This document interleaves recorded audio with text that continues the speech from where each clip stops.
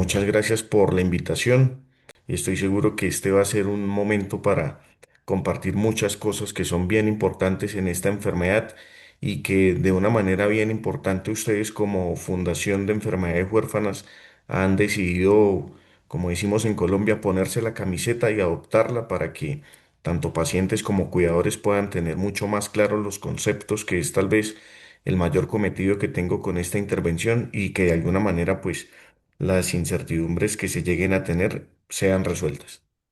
La púrpura trombótica trombocitopénica adquirida tiene un nombre que termina siendo descriptivo.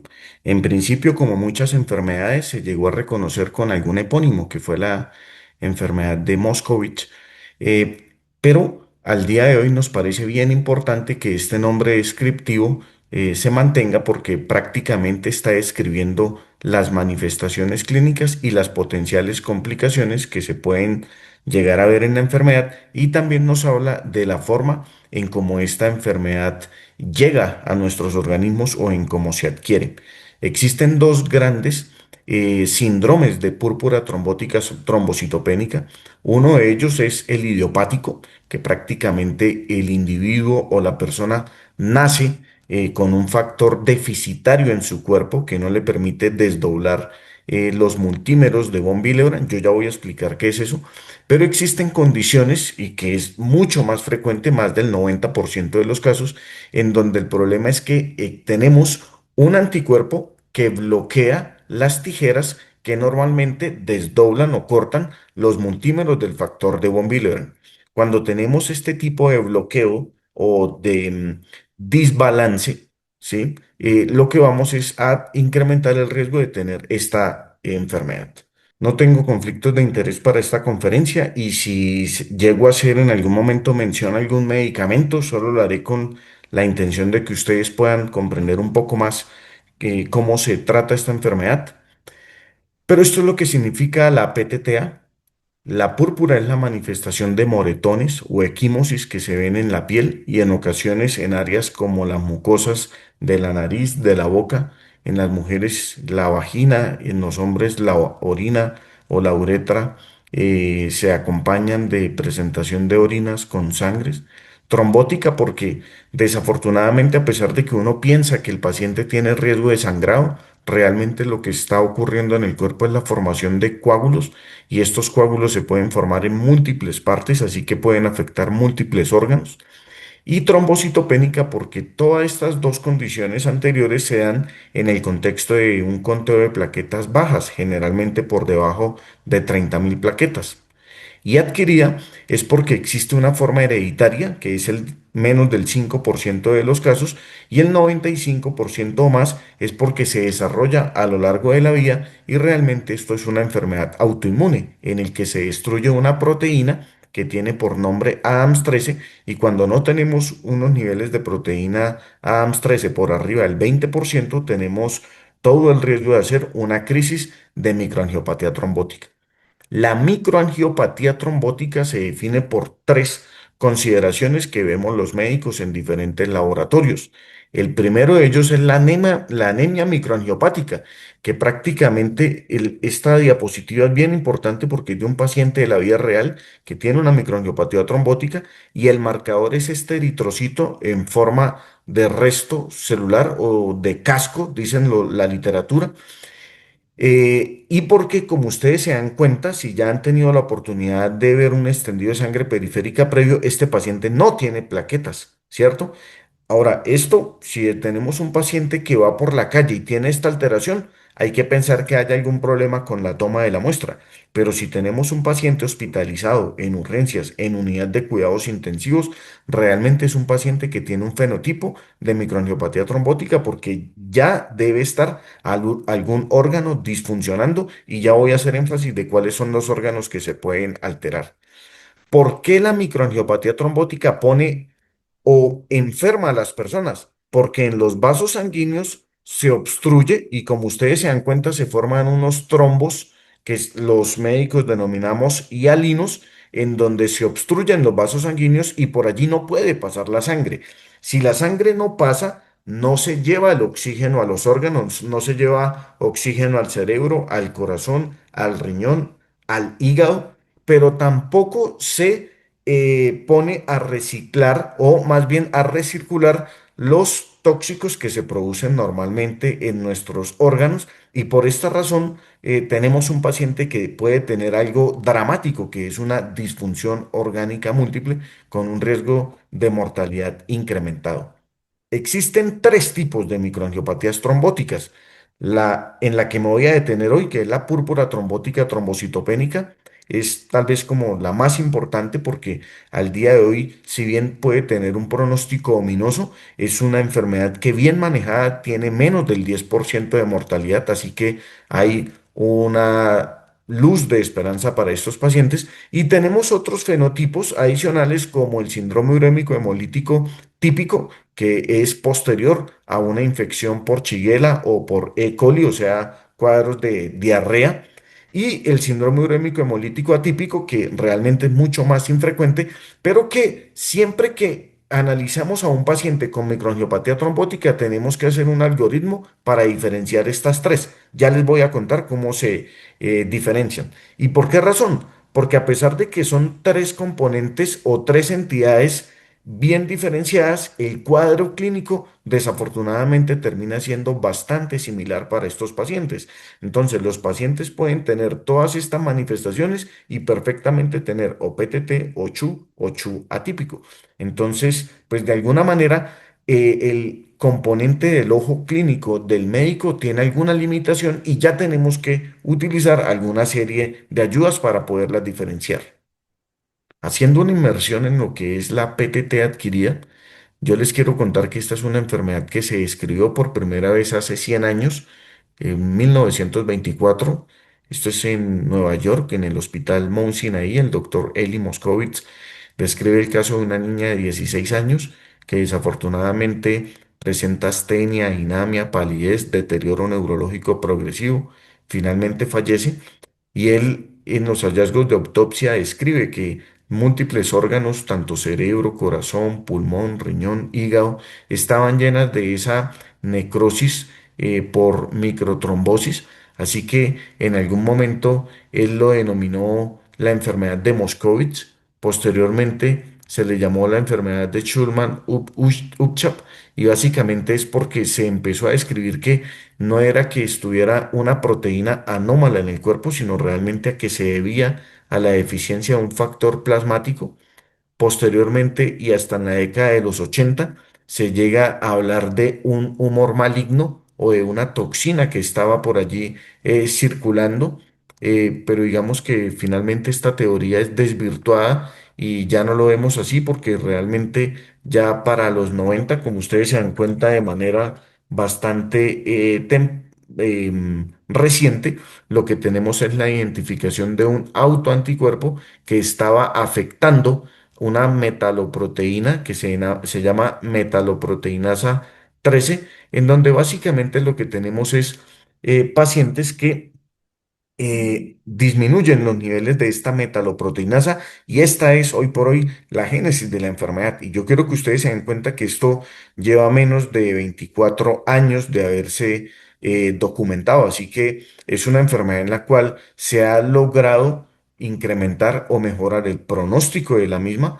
gracias a toda la investigación ardua, sistemática y progresiva y sostenida que se ha tenido y hoy por hoy ya tenemos unas guías de tratamiento que han venido madurando y tal vez la última década ha constituido el momento más enriquecedor de resultados que hemos llegado a obtener con la investigación enfocada a la PTTA. Sin embargo, estas microangiopatías trombóticas tienen grandes problemas y es que sin tratamiento específico tienen una elevada mortalidad, a que requieren un enfoque temprano y un tratamiento multidisciplinario. Esto no solo lo maneja el hematólogo, el nefrólogo, el intensivista, el anestesiólogo, el emergenciólogo. Realmente esto necesita un arsenal de personas que estén dispuestas a trabajar sobre esos pacientes y ya les voy a contar que existen unas estrategias bien importantes para armar grupos enfocados a las microangiopatías trombóticas. Si bien en una alta proporción se realiza el diagnóstico, este no es temprano, es tardía y desafortunadamente existen enfermedades en donde usted se puede demorar 15 días para el diagnóstico y los pacientes puede que no se impacten su mortalidad, pero si en estos pacientes nos llegamos a demorar más de 48, 72 horas, realmente ya estamos impactando de manera negativa la posibilidad de supervivencia porque las complicaciones son inmediatas. Y hay una cosa bien importante y es que el diagnóstico de alta certeza solo se realiza en los casos de PTT y de CHU. ¿Y esto por qué? Porque el PTT pues lo realizamos con el diagnóstico de los niveles de AMS 13 cuando están por debajo de 10 o 5%, si queremos ser mucho más específicos. Y los cuadros de CHU se realizan cuando tenemos la cuantificación de la toxina Chiga, ¿cierto? Y cuando tenemos la presencia de esta toxina, pues ya nos dice esto es un CHU derivado de una infección bacteriana. Entonces, ya ahí hacemos el diagnóstico de certeza y los tratamientos van a ser totalmente divergentes. Miren lo que les decía, de 100 pacientes, tan solo 3 a 4 de ellos van a ser PTT heredada y la gran mayoría en esos recuadros azules y esos circulitos van a ser PTTs adquiridas, o sea, orientadas por un anticuerpo que afecta las tijeras que normalmente desdoblan los multímeros del factor de von Willebrand. Es una enfermedad huérfana ultra rara, dicen algunos textos, porque tiene una incidencia de un caso por millón de habitantes al año. Inmediatamente ustedes tienen que sacar el cálculo en su país cuántos casos pueden haber. En Colombia, alrededor de 50, 55 casos se tendrían que reportar. Desafortunadamente, llegamos a veces a la mitad de estos casos al año, con lo cual lo que tenemos que poner de manifiesto es que seguramente hay un subregistro, predominantemente es adquirida e inmunológica y afecta más a las mujeres que a los hombres. Dos mujeres por un hombre. Sin tratamiento la mortalidad es cercana al 100%, pero con tratamiento apropiado logramos disminuir esa mortalidad y allí el afán de tener un diagnóstico adecuadamente orientado. ¿Cuál es el problema o cuál es la causa de la PTTA? Que fallan las tijeras, que se inhiben las tijeras. En nuestro cuerpo, normalmente nosotros tenemos unas tijeras que se producen en los vasos sanguíneos y que básicamente nos ayudan a romper al factor de von Willebrand cuando está, digamos que en unas hebras muy alargadas que se conocen como multímeros.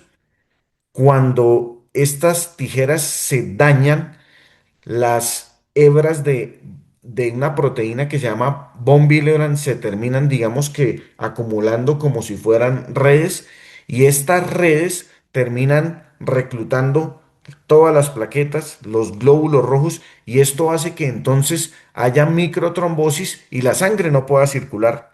Al no poder circular la sangre, existe una especie como de estrés sobre los vasos sanguíneos que va a hacer que el eritrocito intente pasar y en ese intento por pasar se rompe, se destruye. Entonces por eso produce anemia hemolítica. Al quedarse allí las plaquetas, se disminuyen y tenemos trombocitopenia y al no llegar oxígeno a los tejidos empiezan a fallar los órganos. Entonces es bien importante este concepto de las tijeras porque nos van a ayudar a comprender de qué manera restableciendo rápidamente la función de estas tijeras los pacientes van a mejorar. Este es el primer documento que se conoce que describe un cuadro clínico de púrpura trombótica trombocitopénica y ustedes se dan cuenta que es publicado el 7 de febrero de 1924 por el doctor Eli Moscovitz, como les decía.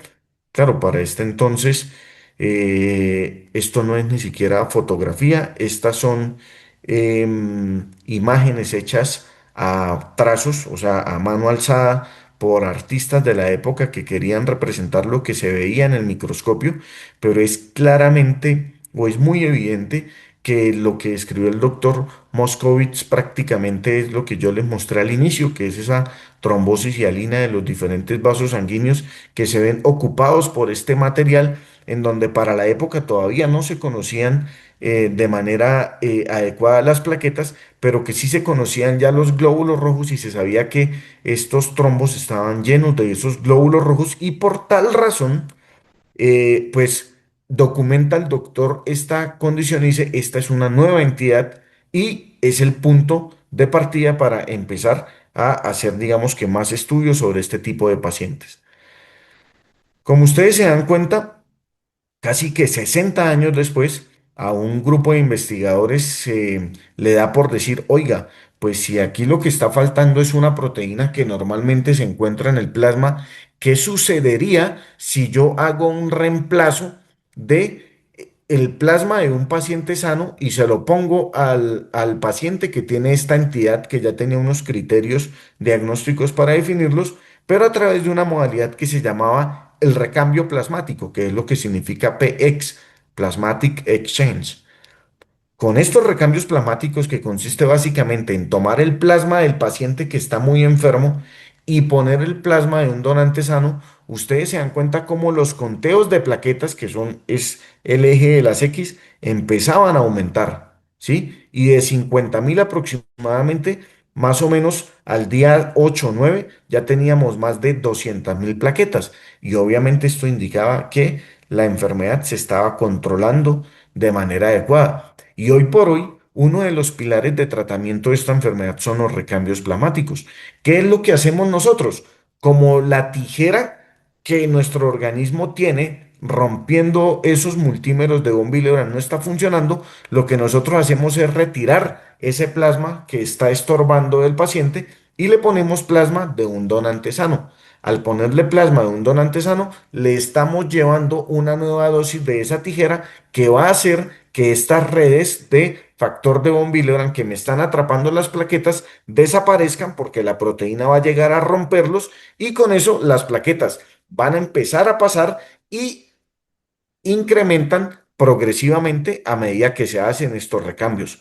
Hoy por hoy hacemos al menos 4 a 5 recambios en los pacientes que llegan a tener esta enfermedad, y ello digamos que ha favorecido que pues los pacientes lleguen a recuperarse de manera temprana. ¿Cómo se ven esos multímeros de alto peso molecular? En un paciente que tiene enfermedad de von Willebrand, estos son los multímeros y aquí se están acumulando los de alto peso molecular, los que son más pesados, y por esa razón no migran tanto porque tienen un peso molecular mucho más grande. Y esta técnica, que si bien parece relativamente vieja, del 82, me perdonan las personas del 82, no les quiero decir viejas, pero en términos de laboratorio, sí hemos avanzado bastante, realmente se mantiene porque el, la condición que ayuda a definir el alto peso molecular es que sean tan pesadas y se terminen acumulando y no migran en un patrón electroforético. Entonces, si bien esta técnica es relativamente, como les decía, antigua, pues realmente lo que le dice a uno es que se están acumulando estos multímeros de alto peso molecular en los pacientes, pero no son criterios diagnósticos, simplemente lo que explican es la fisiopatología de la enfermedad, como para tener bien claro qué es lo que se está acumulando en el cuerpo. Y el nombre de metaloproteinasa, que tenía la actividad de clivar, de romper, de cortar esos factores de von Willebrand, realmente se conoce apenas hasta el año 97. Como les decía, esta es una enfermedad bien interesante porque realmente lo que se pudo apreciar es que lo que tenían estos pacientes era la ausencia de un compuesto humoral, que prácticamente era la que rompía o la que cortaba esos multímeros de alto peso molecular, y nos da de alguna forma la explicación por la cual los pacientes requieren entonces de la infusión de plasma para que puedan llegar a restablecer toda esa disfunción de órganos que está sucediendo. Entonces, ya con esta introducción, que me ha parecido bastante amplia, yo les quiero decir qué es lo que pasa en un paciente que tiene esta enfermedad. Aquí están los multímeros de alto peso molecular del factor de von Willebrand, y lo que normalmente sucede es que cuando estos multímeros de alto peso molecular tocan los vasos sanguíneos o el endotelio, la proteína de Adams 13, que es una tijera, y ustedes se dan cuenta acá que es una tijerita, termina cortando estos multímeros de alto peso molecular y hace que esos multímeros terminan circulando en dímeros, o sea, moléculas de dos compuestos de von Willebrand, que es lo que fisiológicamente termina sucediendo. Pero cuando por algún motivo nuestro cuerpo o el cuerpo de un paciente que presenta esta enfermedad desarrolla un anticuerpo que bloquea esa actividad, pasamos al componente ya fisiopatológico, en donde lo que vemos es que esos multímeros de von Willebrand se terminan acumulando, como ustedes se dan cuenta aquí en la diapositiva, y al acumularse terminan agregando todas las plaquetas. Y al agregarse estas plaquetas van a hacer que el espacio por el que pasan los eritrocitos sea mucho más pequeño y esto va a hacer que los eritrocitos se rompan. Y al no tener eritrocitos normales, no se puede llevar oxígeno a los tejidos. Y al no llevar oxígeno a los tejidos, entramos en algo que se llama isquemia tisular. Y así es como nosotros vamos a ver entonces que en una foto que le tomamos a nuestros capilares, vamos a ver esquistocitos y en una patología vamos a ver, por ejemplo, una falla renal porque no está llegando el oxígeno a los tejidos. Así que eso hace parte de algo que hoy por hoy se conoce como el triple eje fisiopatológico. Y es que la proteína famosa esa del Adams-13, la tijera, no funciona. Existen anticuerpos, ¿cierto? En la forma adquirida de la enfermedad que inhiben al ADAMS13. Y tres, las plaquetas están interactuando de manera excesiva con el factor de von Willebrand. ¿Qué tenemos que hacer? Restablecer cada uno de estos tres ejes fisiopatológicos de manera rápida, de manera inmediata, para que los pacientes puedan llegar a salir de esa disfunción orgánica que se llega a presentar. Entonces, aquí para aclarar algunas cosas, y esta es una diapositiva bien importante, y es que existen una proteína que se llama ADAMS13, que básicamente son las tijeras o ese cortador de pizzas que nos permite desdoblar a los factores de von Willebrand. El factor de von Willebrand, que es esa cuerda pegajosa en la cual si no se desdobla las plaquetas se van a agregar, ¿cierto? Y eso no es bueno, eso es malo para el organismo, en donde va a haber deficiencia de esta AMS13 y eso va a hacer que ese anticuerpo que yo les mostré aquí en rojo termine entonces inhibiendo a la proteína ADAMS13. Ese anticuerpo tenemos que mirar cómo lo desaparecemos porque prácticamente es lo que va a generar un riesgo de una segunda o tercera recaída y que el resultado de todo esto es que cuando la cuerda de von Willebrand no se corta, se vuelve muy grande, se vuelve pegajosa y va a hacer que se formen trombos en diferentes partes de nuestro organismo. ¿Cómo afecta esto a los pacientes? Pues al no haber oxígeno, básicamente los órganos empiezan a fallar. Si no le llega oxígeno a nuestro cerebro, ¿qué empezamos a tener? Somnolencia, estupor y en los casos más avanzados un estado de coma. Si no le llega oxígeno al corazón, pues puede haber arritmias o puede haber infartos, ¿cierto? Si no le llega oxígeno al hígado, hepatitis por falta de oxígeno. Si no le llega oxígeno al riñón, falla renal y tenemos que poner a los pacientes en diálisis. Si no le llega oxígeno a los intestinos, isquemia mesentérica y desafortunadamente una complicación muy temida que es la perforación intestinal, ¿cierto? Si no le llega oxígeno a nuestra piel, básicamente tenemos piel amoratada y ya en algunas ocasiones cuadros de gangrena o de úlceras si son autolimitadas, ¿cierto?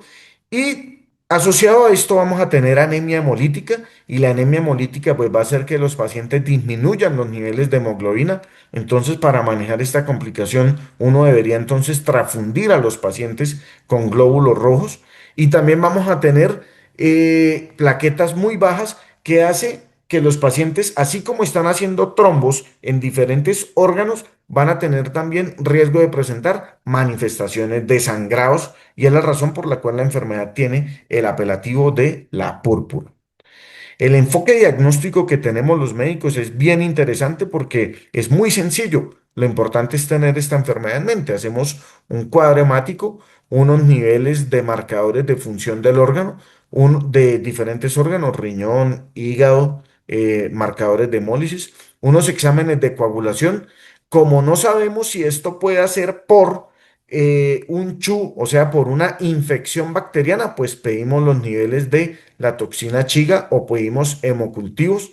Si creemos que la paciente está embarazada, hay que pedir unos niveles de beta-HG o beta-HCG o una prueba de embarazo. Y esto es muy importante porque en las mujeres existen otros fenotipos clínicos como la eclampsia, la preeclampsia o el síndrome de HELP, que se puede manifestar de maneras similares y particularmente para la PTT hacemos niveles de ADAMS 13 y del anticuerpo de la ADAMS 13. Si el anticuerpo está positivo, la PTT es adquirida. Si el anticuerpo está negativo, la PTT es congénita o idiopática o hereditaria.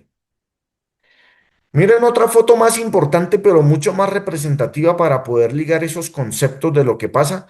Y esto es mucho más realista, un vaso sanguíneo en donde todo está normal, se forman todos esos microtrombos y todo lo que termina pasando corriente abajo después de esta trombosis, pero que como ustedes se dan cuenta aquí, no hay plaquetas. Entonces el paciente se expone a sangrados, se destruyen los vasos sanguíneos y tenemos disfunción de todos estos órganos que son muy importantes para la vida de los individuos y que de alguna manera pues tenemos que mirar cómo les damos soporte mientras salimos de esa complicación.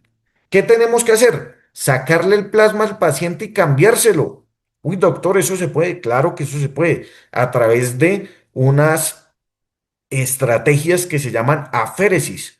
La palabra aféresis hace referencia a la mutación que ha tenido el lenguaje mismo, como por ejemplo lectorile, latrile, atril, ¿cierto? Son cambios progresivos que tiene el lenguaje, entonces esa es la aféresis de la fonética.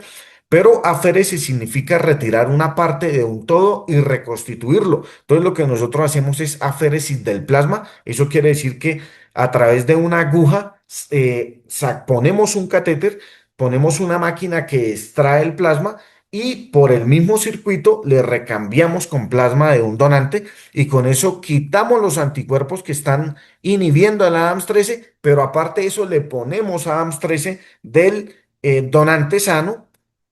En la inmunosupresión, básicamente lo que hacemos es retirar el anticuerpo a través de moléculas como el rituximab y los esteroides, ¿cierto? Que se deben dar de manera conjunta con la plasmaféresis. Y existen nuevas terapias que nos ayudan a proteger a que los pacientes vuelvan a tener una complicación, porque muchas veces uno dice, wow, ya saqué al paciente estas complicaciones, está vivo, ya su riñón empezó a funcionar de nuevo y a las 3 semanas otra vez el paciente complicado. Entonces tenemos una serie de medicamentos que hoy por hoy nos ayudan a evitar que el paciente vuelva a tener este tipo de complicaciones.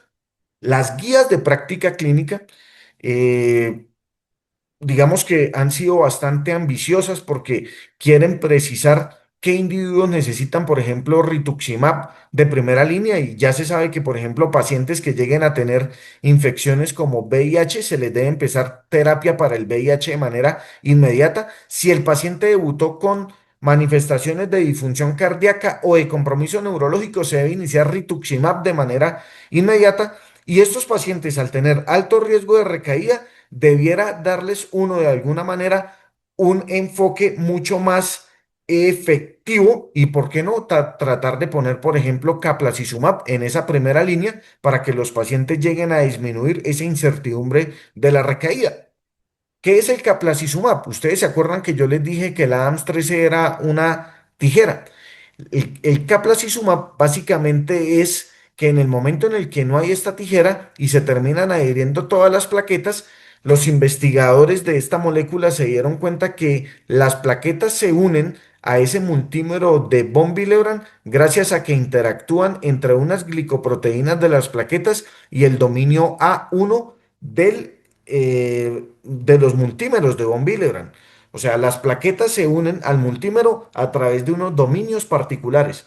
Lo que hace el caplacizumab, que es un nanoanticuerpo, es un anticuerpo muy pequeñito, se termina uniendo a ese dominio A1 y dice, oiga, señora plaqueta, córrase de aquí que a usted la necesitan para que el paciente no sangre y las plaquetas quedan libres. Entonces, de alguna manera, es un mecanismo de acción bien novedoso e interesante que va a hacer que el paciente rápidamente recupere las plaquetas y con 2 o 3 días en que los pacientes recuperen sus plaquetas, pues van a tener mayor riesgo de sobrevivir o mejor pronóstico. Y miren lo que pasa, por ejemplo, en este estudio que se denominó el estudio de Hércules, en donde prácticamente lo que se pudo ver es que se disminuye el riesgo de recaídas a los 30 días después de que los pacientes se trataron con este tipo de moléculas y de alguna forma pues también se llega a disminuir el riesgo de mortalidad, pero de manera mucho más interesante como los pacientes están mucho tiempo menos en la unidad de cuidado intensivo, la mortalidad es de cero, que para una enfermedad tan catastrófica como esta son datos que no se conocían previamente, y al tener menos estancia en la UCI y menos estancia hospitalaria total, de alguna manera termina siendo mucho más costo efectivo para nuestro sistema de salud.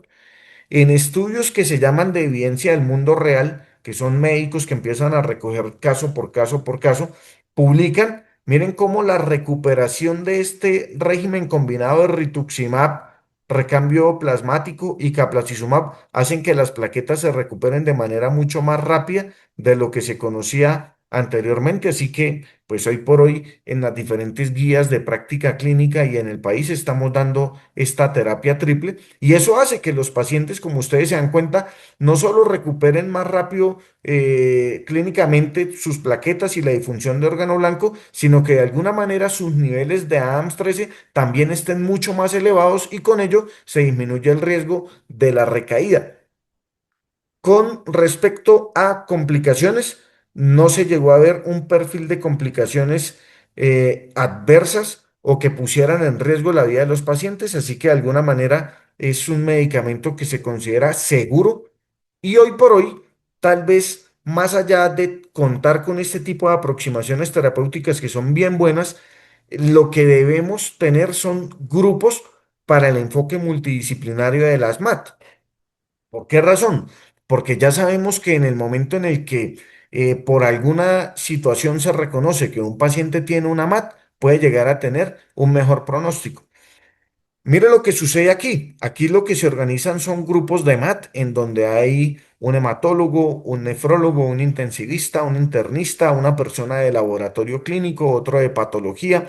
Y básicamente lo que hacen es organizarse y definir unos criterios para definir qué paciente puede llegar a estar en riesgo de presentar una microangiopatía trombótica y de manera intrahospitalaria hacer unos exámenes mucho más enfocados para que el diagnóstico de esta enfermedad sea mucho más oportuno, de pronto teniendo también un enfoque preventivo, como lo decía Julio al inicio de la conferencia, y esto hace que el número de pacientes se llegue a multiplicar de manera bien interesante. Mire que en este hospital, cuando se estableció un grupo MAT, hubo 18 pacientes con MAT diagnosticado en 8 años, mientras que después de tener el grupo de MAT se diagnosticaron 10 pacientes en solo 8 meses.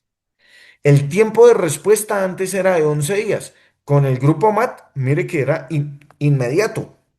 Entonces eso es bien importante. La estancia en UCI llegó a ser hasta de 33 días y con el grupo MAT se disminuyó a cerca de la mitad, de 18 días. Así que de alguna manera creo que estamos interviniendo de manera mucho más oportuna cuando los hospitales establecen este tipo de alternativas. Y también hay que decir que se disminuye el riesgo de que los pacientes vayan a terapia sustitutiva renal crónica, o sea que el paciente quede dependiente de diálisis de un 39% a un 0%. Yo creo que estamos cada vez más conscientes de las complicaciones que puede tener esta enfermedad y de la manera en cómo uno se debe acercar. Ya hay más de 1.000 pacientes en el mundo tratadas con esta alternativa, esta triple terapia de recambio plasmático, de inmunosupresión con rituximab y de inmunomodulación para evitar que los pacientes recaigan con el caplacizumab. Y hoy por hoy estos datos en más de 1.000 pacientes demuestran que definitivamente es una estrategia segura, que no se incrementa la probabilidad de efectos adversos indeseables y que hace que los pacientes no recaigan, porque en la recaída los pacientes pueden recaer con mortalidad y eso es algo que se debe evitar.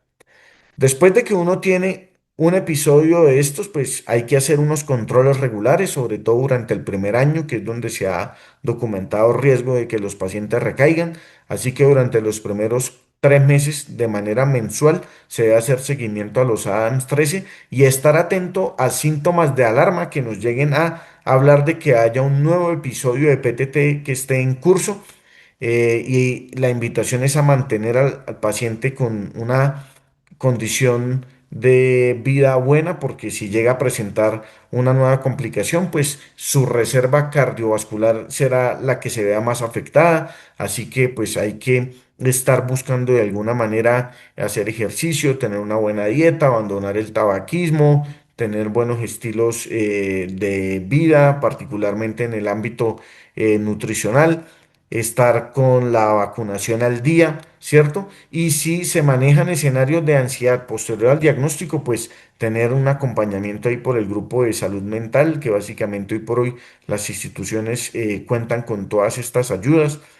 Si un paciente que ya tuvo PTT empieza con dolor de cabeza, confusión, dificultad para hablar, y esto no es solo para los pacientes, sino también para los cuidadores, pues son signos de alarma por los cuales hay que reconsultar. Si se empieza a aparecer en la piel con moretones, puntos rojos, lo que llaman petequias o equimosis, o por el contrario empiezas con fatiga, fiebre, dolor abdominal severo, es importante que no nos esperemos a que los síntomas se empeoren y realmente debemos acudir a urgencias en ese momento porque podemos tener un nuevo episodio de PTT.